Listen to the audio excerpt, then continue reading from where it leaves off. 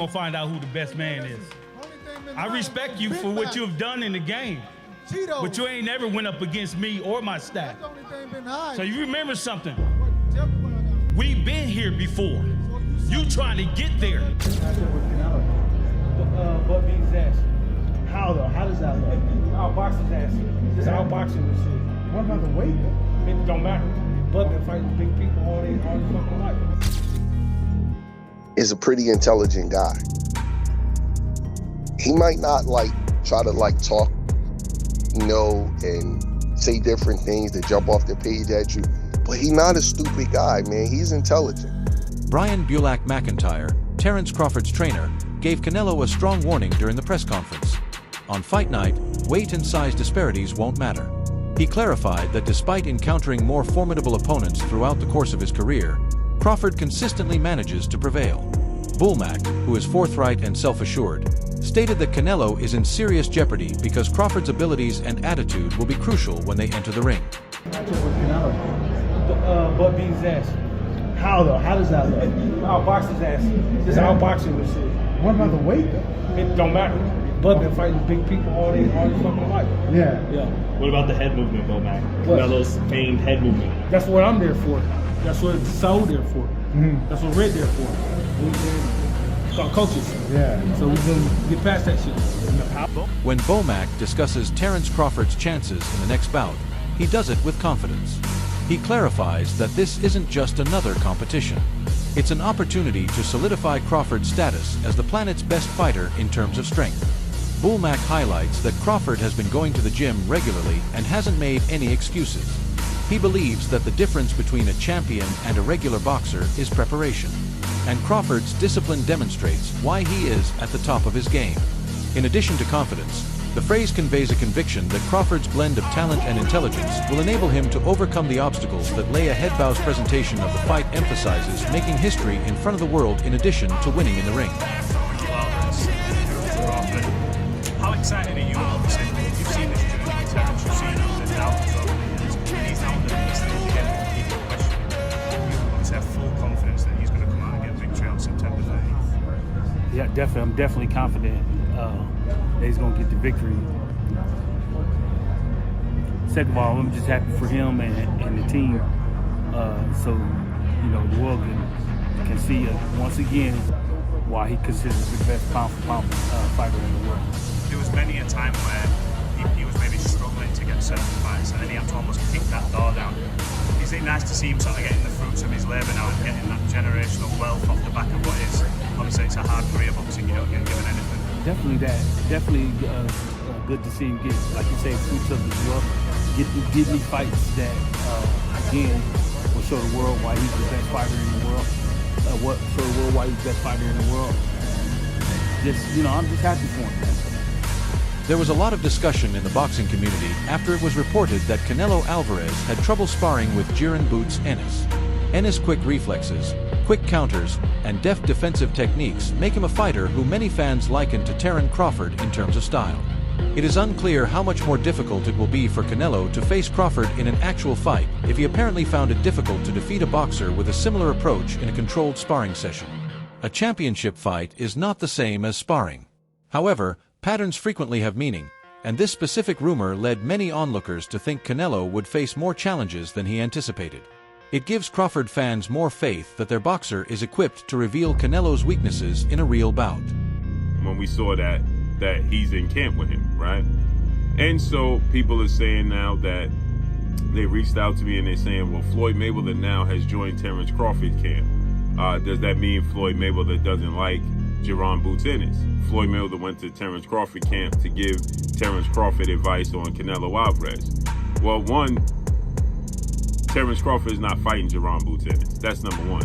Number two, it's not shots at Jiren Boots Ennis if Floyd Mayweather was to go to Terence Crawford camp. Number three, I saw this clip that Fight Hype had put out, and it's an old clip of Floyd Mayweather and Terence Crawford at Shakur Stevenson's sparring session in Las Vegas. Shakur had called them all to be at that sparring session, okay? And Floyd Mayweather assisted. Now, Floyd Mayweather took on Canelo Alvarez September 14th of 2013. That was 12 years ago, okay? And so with that said, this one has nothing to do with the other. Floyd Mayweather, from what I'm being told from Terence Crawford's camp, that he has not went up to Colorado and helped Terence Crawford do anything. Okay, now I don't know if he's willing to or not. I don't know if Terence Crawford reached out to him or not. I don't know if they spoke on the phone or not. But you know, it's when you saw Terence Crawford and Floyd Mayweather at the top-ranked gym watching Shakur Stevenson, and they had a conversation with Eddie Hearn. That's very, very old. Okay, that's very old. Now Floyd Mayweather has stand pat on Terence Crawford as the best fighter in the world currently right now as it stands. In reaction to these disparaging tales, Bulak promptly rejected the Ennis-Crawford analogies. He was adamant when he said that although Boots is gifted, Crawford is completely different. He asserts that no sparring partner, regardless of ability level, can match Crawford's contribution. He argues that Crawford combines knowledge, flexibility, and mental acuity in ways that are difficult to replicate. Bulak maintains that individuals who draw similarities are missing the mark because of this. The actual fight will highlight Crawford's special abilities, which go beyond only agility and quickness to include intelligence under duress. Bomax's rejection of the story serves as a reminder of his strong belief in Crawford's uniqueness and his capacity to transcend any stylistic similarities that others might find. Know you saw him sparring with Boots. Give me your initial response. That don't mean shit, man. That don't mean shit. That don't mean nothing, man.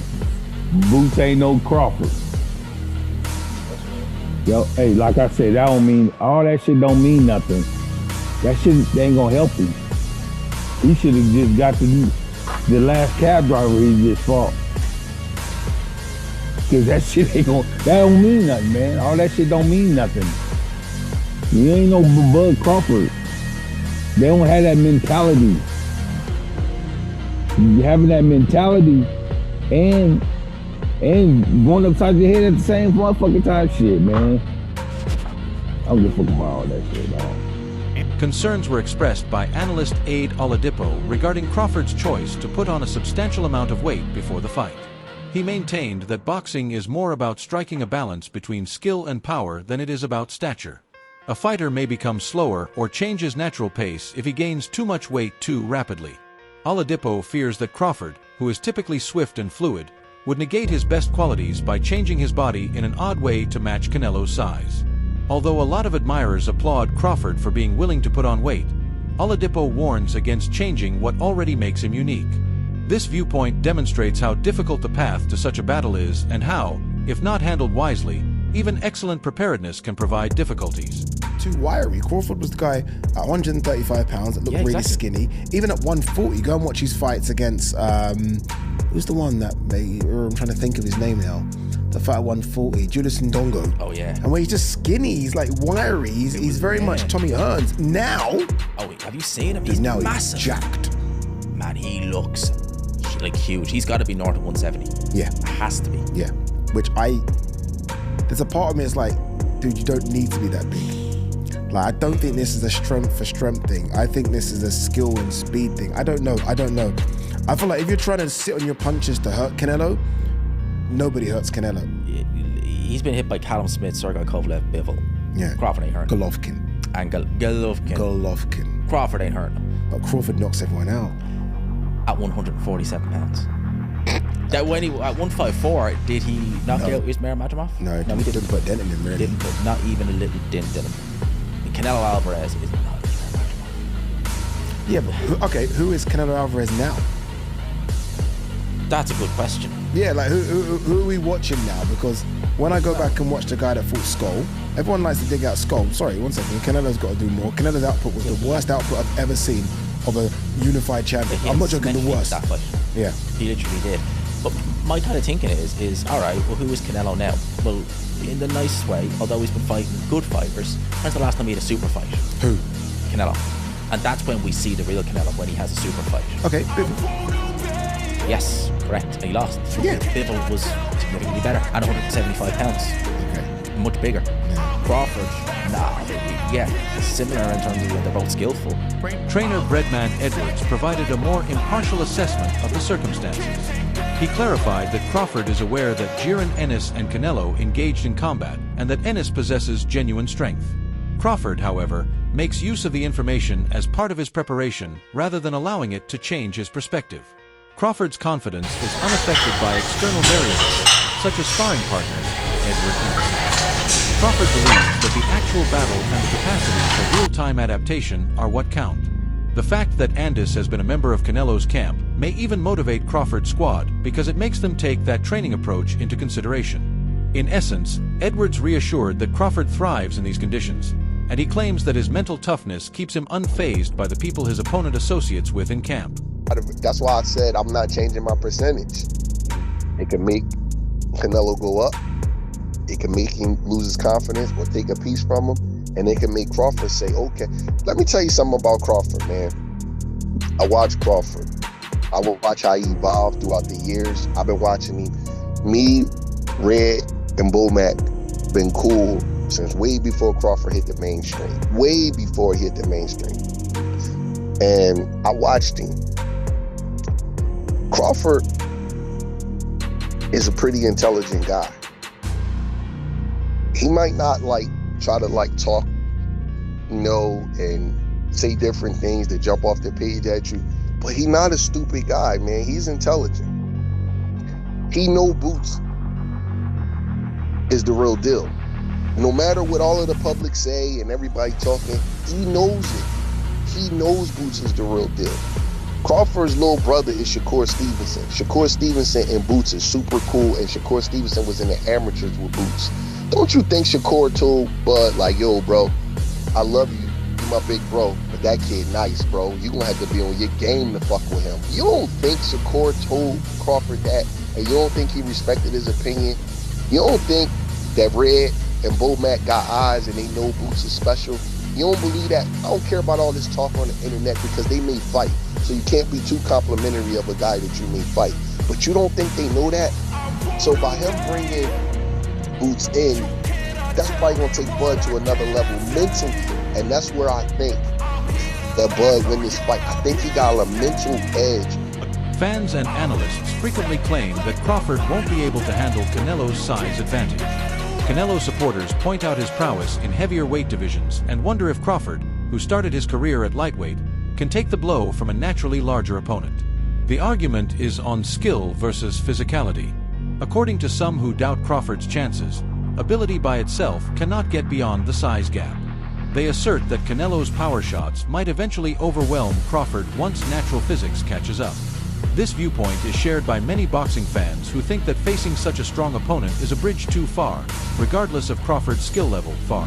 Canelo versus Crawford, who you got? I got Canelo winning. I think Canelo's gonna knock him out. I think Canelo's gonna hurt him. I think he's just too powerful, man, too strong. I hope Terence Crawford does well and stuff like that because I love the way he fights, and he's a hell of a fighter, and I respect him as well too. So I hope he puts up a good fight and everything. But at the end of the day, man, Canelo, if he catches you, dude, he's gonna knock you out. Look, at the end of the day, I always say this: he took Golovkin's biggest hit, and he took Bivol biggest hit. I don't think Crawford could knock him out. I think Terence Crawford can knock Canelo out if he catches him, because with Gennady Golovkin hit harder, but he was a lot slower. Yeah. So when Canelo seen the punches coming, he's able to embrace.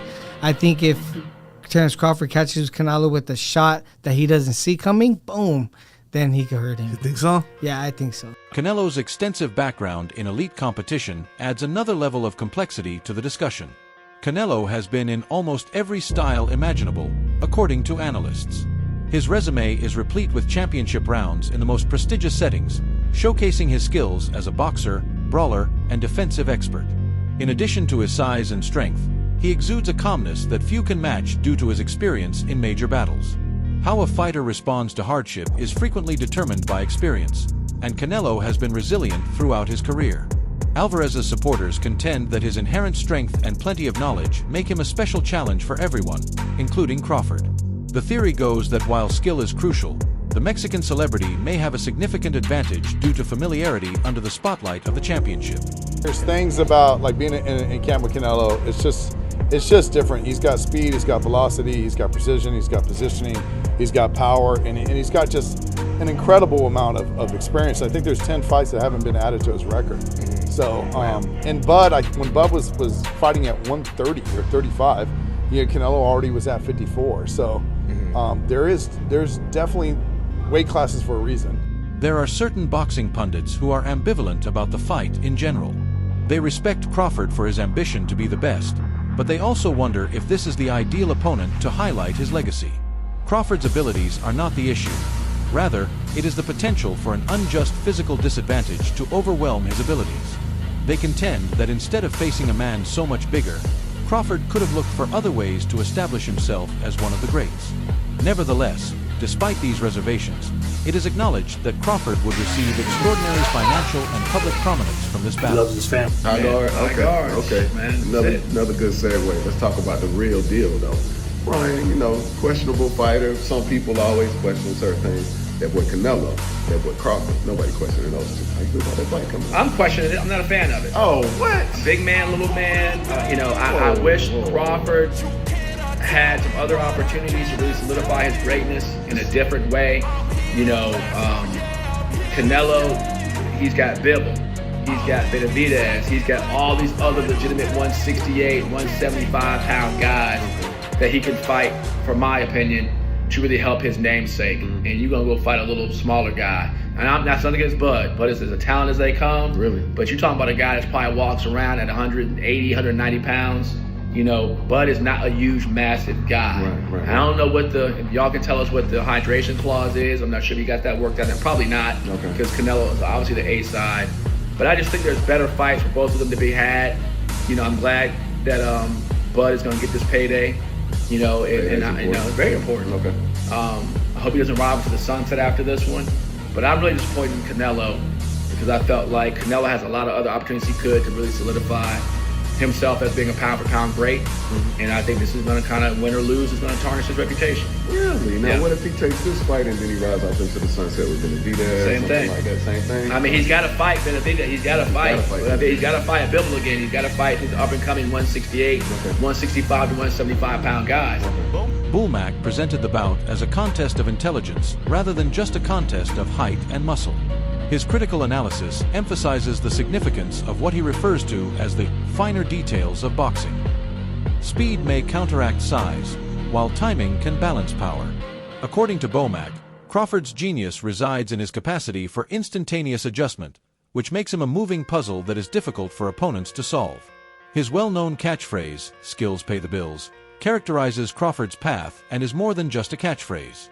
It supports the idea that, despite Canelo's strength and experience, Crawford's command of the sports, he has every opportunity to beat the odds in order to win thanks to sophisticated characteristics, right? That concludes the video for today. Keep an eye out. We know where we need to be by the time we step in the ring. We got the doctors and the scientists and nutritionists and everybody that's in camp that's going to do their part to get where we need to get. How much more power does he have? He got some sudden power up there. We're just going to sustain it for 36 minutes. Why do you believe you've got what it takes to come up 2 divisions? I told the other guy, skills pays the bills. You got to have skills, man, to be going up there to fight somebody like that, like a Canelo. And not only is his offense, he's got to have defense too. Yeah. You know what I'm saying? So, styles makes fights. Bud got the better skills, and he got the better mind too. Do you think with the styles in mind, but also the weight in mind, he can get that job done based on he's just so much more excelling in the skill? You know what? He gonna get the job done. I promise you. He'll get the job done. Because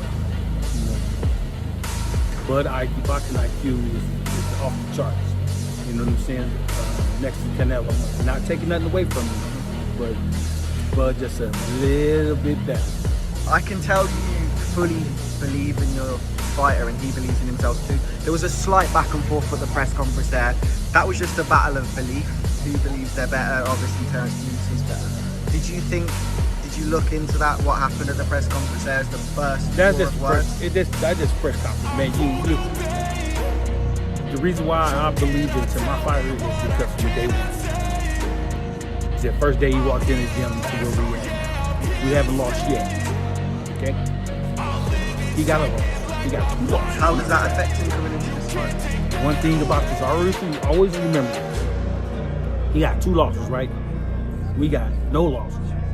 So we know what to do to take to get that win, right? That's it for today's video. Stay tuned until next time.